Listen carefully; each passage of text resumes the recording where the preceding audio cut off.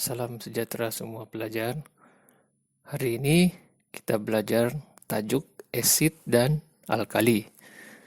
Jadi cikgu akan menjelaskan tajuk ini yang ada di buku teks kamu, muka surat 173 lah. Bermula dari situ sambil kamu rujuk di nota cikgu yang sebelah kiri ini. Okey.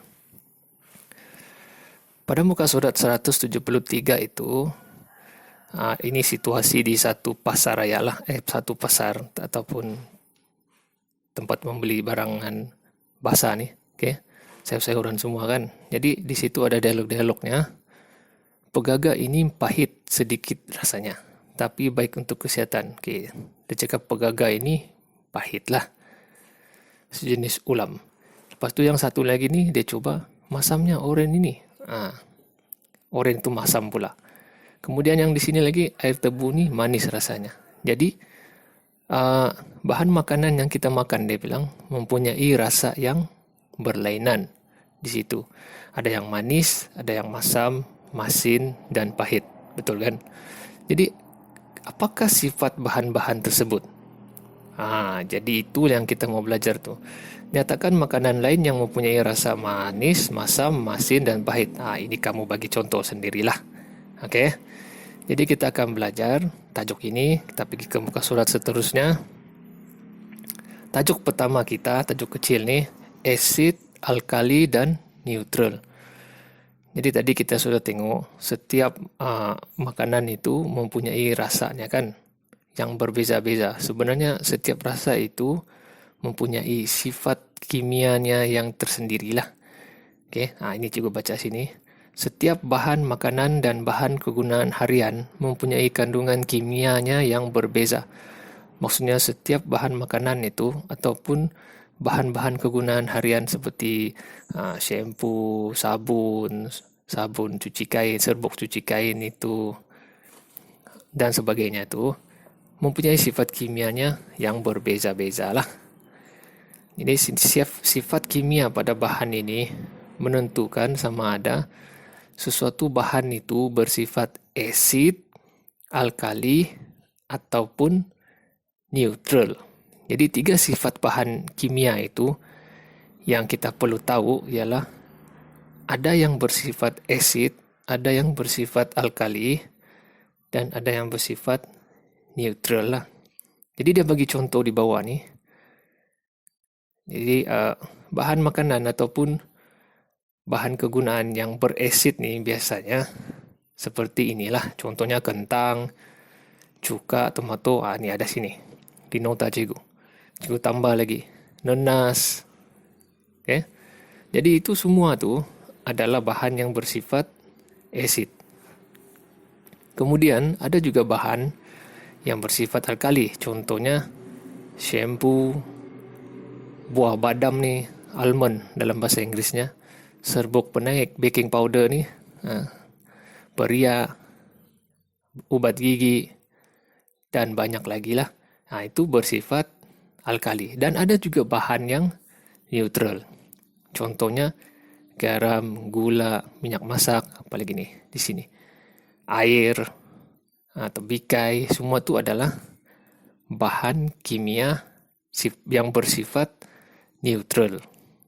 Okey, jadi itu 3 lah. Yang pertama kamu kena belajar bahan kimia ini ada 3 dalam bahan makanan dan bahan kegunaan harian kamu ni. Boleh dibahagikan kepada asid, alkali ataupun neutral.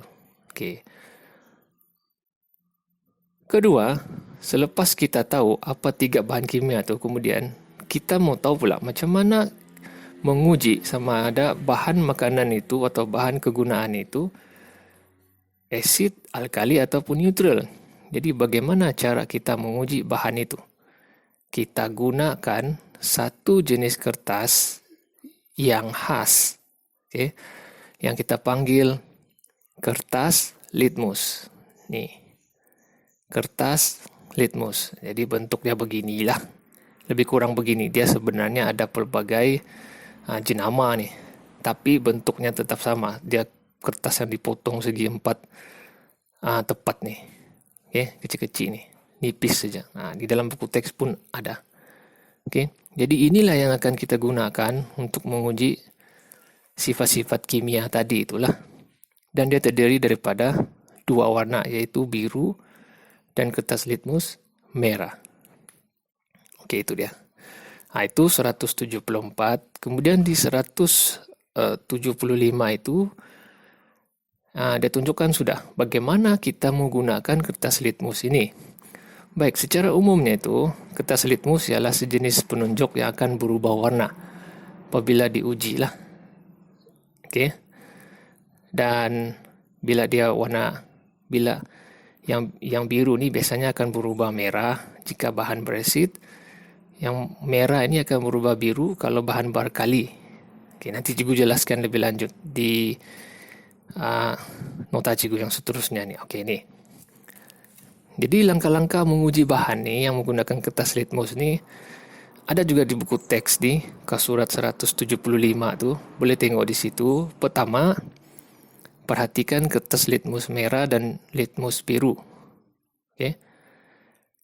Pastikan dia warna asal lah. Kalau merah-merah, biru-biru. Kemudian, kedua, celupkan dan picit penitis pada larutan yang hendak diuji.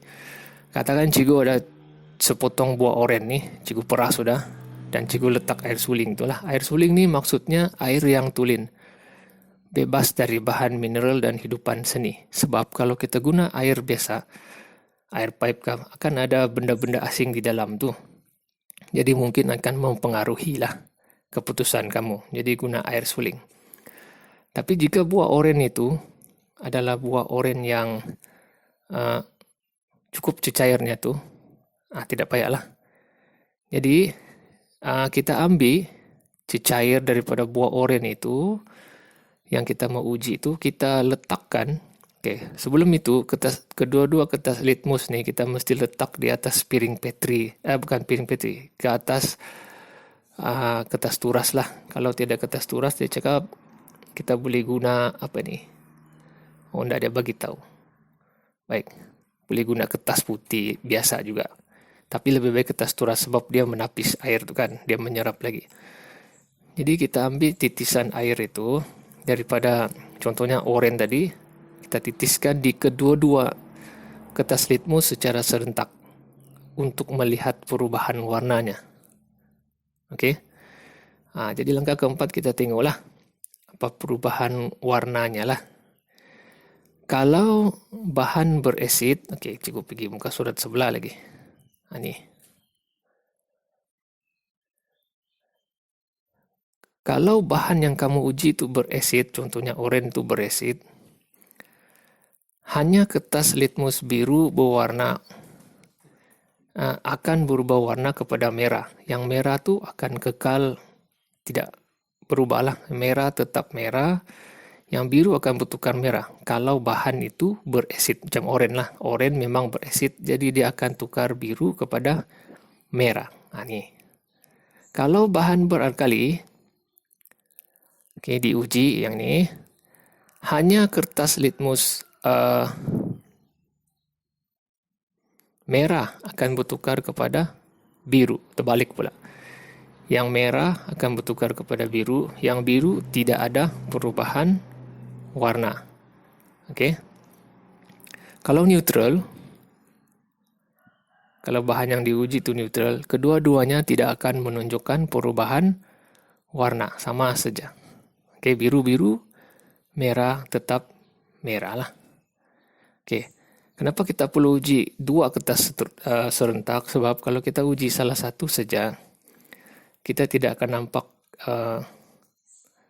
perubahan. Kita tidak dapat buktikan dengan jelas sama ada bahan itu beresid ataupun tidak. Okey. Baik, ada lagi info di sini nih yang penting juga untuk cikgu jelaskan kepada kamu. Kertas litmus itu adalah sensitif. Tangan kita mestilah kering semasa memegang kertas litmus. Kalau tangan kamu basah, berpeluh, mungkin peluh daripada tangan kamu tu bercampur dengan bahan kimia daripada kulit kamu akan mengubah keputusan ujian kamu lah. Jadi tangan mesti kering ataupun paling senang gunalah penyepit. Kalau tidak, pastikan tangan itu kering. Dan kita perlu juga menyimpan kertas litmus itu di tempat yang kering. Kalau tempat basah, nanti dia akan tercemar. Ataupun dia akan, keputusannya akan jadi tidak tepat sudah. Sebab sudah basah sedia kan. Oke. Kemudian tips guru ni. Oke. Jadi semua mesti dalam keadaan cuci air lah. Sebab kertas litmus ni dia tidak akan berfungsi kalau kering. Oke. Jadi sampai sini dulu kelas kita pada hari ini. Terima kasih.